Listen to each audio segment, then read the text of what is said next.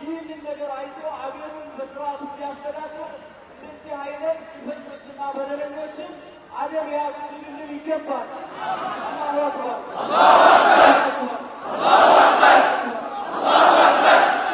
ነገር ግን በተለያዩ መሳጅዶች በተለያዩ አካባቢ ህዝበ ሙስሊሙ ኮሚቴዎችም ሌሎችም አሉ እስልምና ጉዳዮች አጠቃላይ ሁሉም ተከፋፍረው ይህንን ጉዳይ አንድ እንዲባል ጥያቄ እንዲያቀርቡልን አደራ ማለት እንፈልጋለን።